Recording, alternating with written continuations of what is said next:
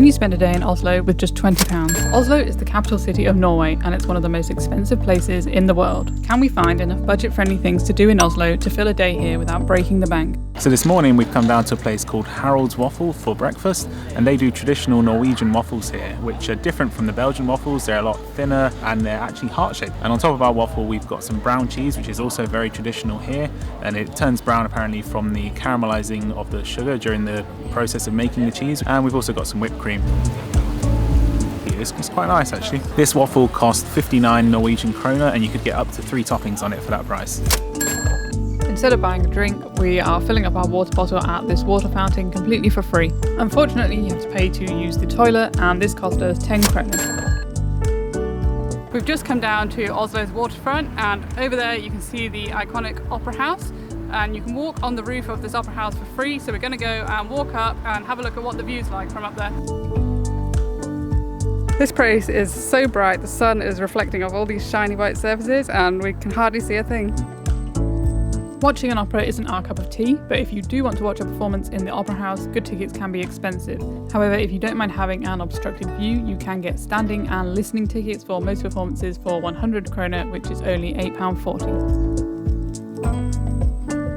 We're just having a look around Akershus Fort, which seems to be free to walk around.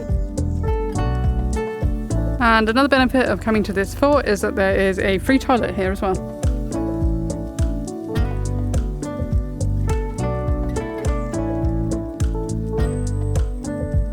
For lunch we went to 7-Eleven and we got a taquito, and this was 1950 kroners, which is, I'm not sure of the exact version, but it's less than £2. We've just walked 40 minutes across Oslo and now we're at a park called Vigeland Sculpture Park, and all the sculptures here have been made by one artist, a guy called Gustav Vigeland, and it's actually the biggest collection in the world of sculptures by just one artist. It's quite interesting, so we're going to go now and have a look around, but this park is free to come to, free to see all the sculptures, so it's not adding any cost to our day.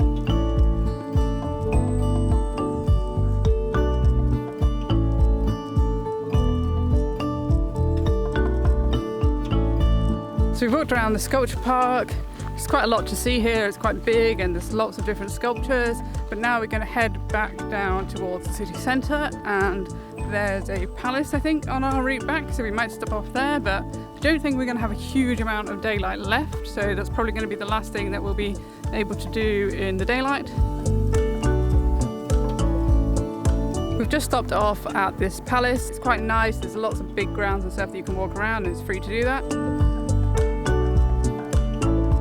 Down here is a nice view down towards the city centre. Unfortunately this bit's blocked off at the moment, but we have actually been here before and I do remember it being quite nice. Now we're going to head back into the centre of Oslo and we're going to go and see what we can get for dinner. We've walked everywhere today in Oslo. If you don't want to walk around you can use the buses and the trams, they have both here, but they're quite expensive. Our final stop today in Oslo is to Freddy Frego for a burrito. That's quite good. I'm a big fan of burritos, so this was an easy way to please me. We've both got the vegetarian one, which is roasted sweet potatoes with rice, beans, peppers, salsa, cheese, sour cream. Yeah, it's pretty good. Good burrito. This cost 135 kroners, which brings our total to 223 kroners and 50 whatever they're called, and that is equal to £19 and 14p. So that was a day in Oslo for under £20. One last thing to mention is that we did park here in Oslo all day today, and it was actually free for us today because it is a Sunday. If we had come in the week it would actually have been really expensive and we'd have probably spent our entire £20 just on parking.